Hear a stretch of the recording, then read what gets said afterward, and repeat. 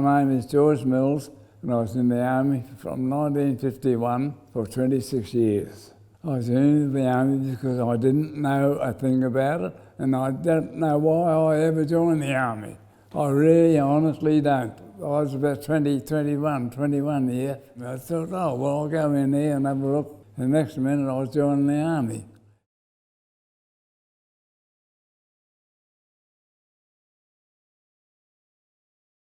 Oh, well, in the ordnance you had everything from bootlace to a tank. I used to run one of the storehouses. Well, no matter what you had up at the front line, it was sent up by the ordnance. There was the motors for the planes. I used to have about 40 of those in my storehouse. And we used to have to go and check them every day to see that they were still there. The engines for planes and tanks, they carried all that. That was all ordnance. The tanks, all the vehicles were ordnance, sent up by the ordnance to the front. Yeah. Oh, well, yes, there's many happy memories. While we were in Korea, we used to go down to about 500 or 600 yards from our perimeter, and we used to go to call a haven for the Raven, and they used to put on picture shows for us, and we used to get a bottle of beer on a night if we were lucky. So we'd save up 4 or 5 bottles of beer until we went down to Haven for the Raven, and we'd sit down there and drink our beer and tell a few jokes and watch the picture show or whatever it was. Then we'd go back to the unit again and settle down and start over again. Well, I feel wonderful about some of the things. I do, honestly. I think there's nothing like it being in the Army. I really enjoyed every minute of it. Well, parts of it, yeah. Oh, yes. I never regretted joining the Army. No, I haven't. No.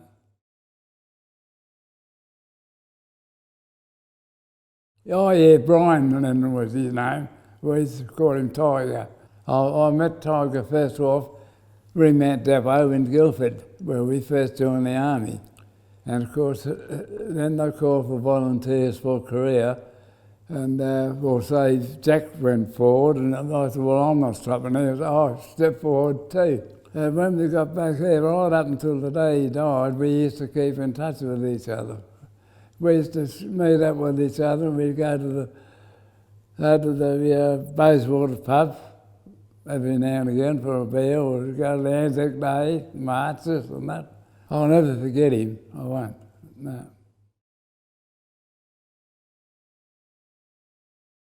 I've made a lot of friends. I was in Nungarran.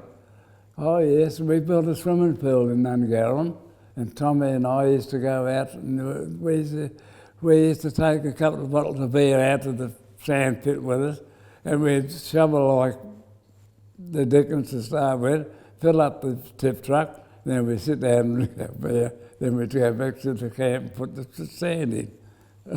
We had lots of little tricks.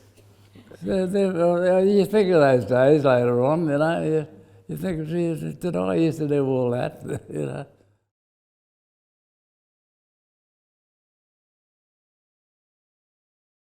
My mother had the boarding house at Jarradale, and my father was a foreman in the mill. Crammy used to work for my mother, and of course when I used to go home to Jarradale from wherever I was posted to, I met up with Crammy, and well, in the finish we got married, yeah. She loved the kids, and the kids all loved her tremendously. And the grandkids. Yeah, I thought 64 was a bit young, but still we had 40 years of marriage, so it was, oh yes, we had 3 children, Norma, Maria and Mark. Well, I think Mark really liked it. He liked to think of his father being in the Army, and oh, he's real proud of me, yes, and the girls were.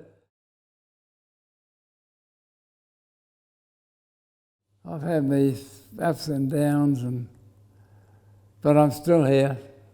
Yeah, the kids are very pleased. I'll be, as I said a while ago, I'll be 91 on Thursday. they're all looking forward to me going on a few more years yet, I suppose. Well, Mark is, because I don't know what he'd do without me or I'd do without him. He's my carer, a wonderful boy. Mind you, we have our blooming ups and downs, we have our arguments, don't worry about that. Calm down, Mark. You calm down, Dad. I don't know what your daddy is doing here. Then next minute, when everything's quiet, we're all right. Yeah, I couldn't ask anybody better to look after me than him.